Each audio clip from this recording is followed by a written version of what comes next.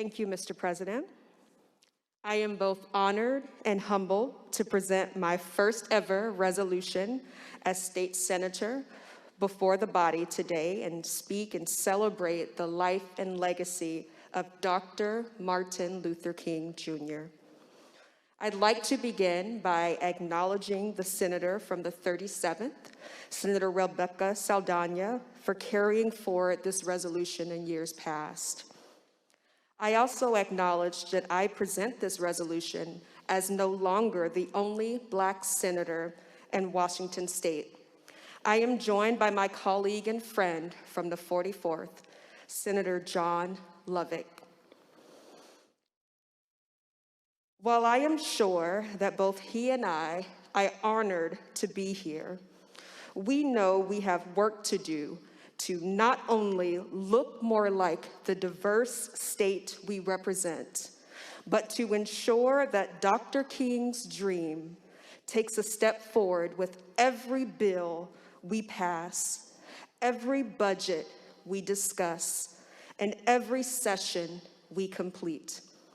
Dr. King once said, "I have the audacity to believe that peoples everywhere can have 3 meals a day for their bodies, education, and culture for their minds, and dignity, equality, and freedom for their spirits."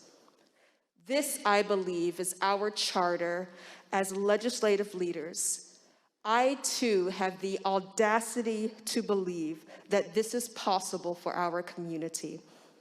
We are at a point in history when a relentless barrage of diversive rhetoric and policies continue to create barriers in an attempt to set us back. But our communities are counting on us to keep our focus on what will actually uplift us as a state and as a nation. People everywhere need access to quality, nutritious food. While I know this is a problem in every district, in the 28th, among other community members, our veterans and service members are experiencing food insecurity. A major challenge we face is the stigma associated with hunger across communities. Too many people are just one missed paycheck or unexpected medical expense away from unpayable bills and unaffordable medical expenses and food. Military families experience this too. The pandemic has highlighted deep inequities that have persisted in our society, and we must face these inequities head on. How we participate in action during such a crucial moment in our shared history will determine the world our future generations will inherit. I have the audacity to believe that hunger doesn't have to happen, and in fact, shouldn't exist at all in the wealthiest nation in human history. Furthermore, I believe it is our duty as legislative leaders to intervene in this systemic issue. I also believe it is our duty to provide accessible, equitable education. So many students and staff have struggled with their behavioral and mental health needs and have been disconnected from their peers over the course of this pandemic.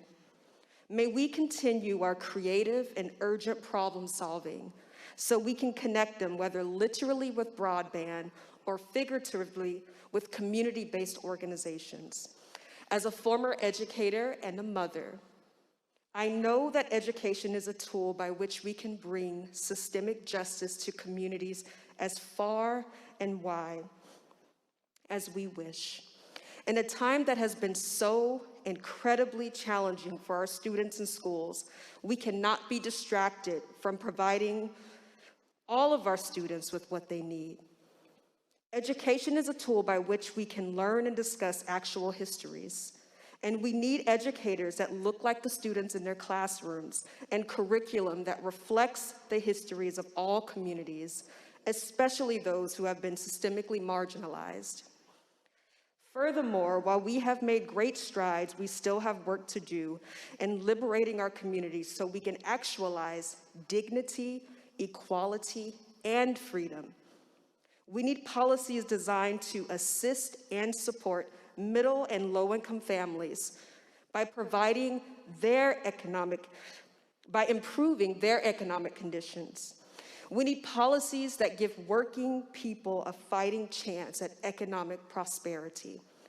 We need policies that ensure our neighbors will not face hardship in paying bills or rent, that they will not face eviction, nor will they experience homelessness. And we need policies that support all people in healthcare, especially Black women, and our parenting community members. We need policies that protect our Black and brown neighbors from police violence. We need policies that restore the humanity of incarcerated people that the justice system has so often stripped away. 20 years ago, Senator Rosa Franklin stood in this chamber and spoke of how Dr. King left us as a work in progress. I believe that this is true.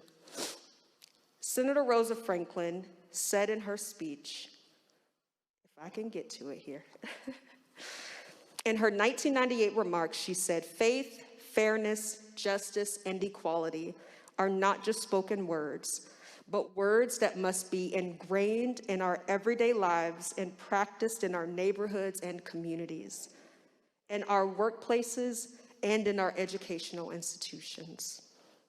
She reminded us that we are always telling our children that they must strive for excellence.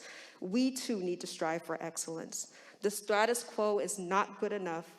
Business as usual isn't going to cut it anymore.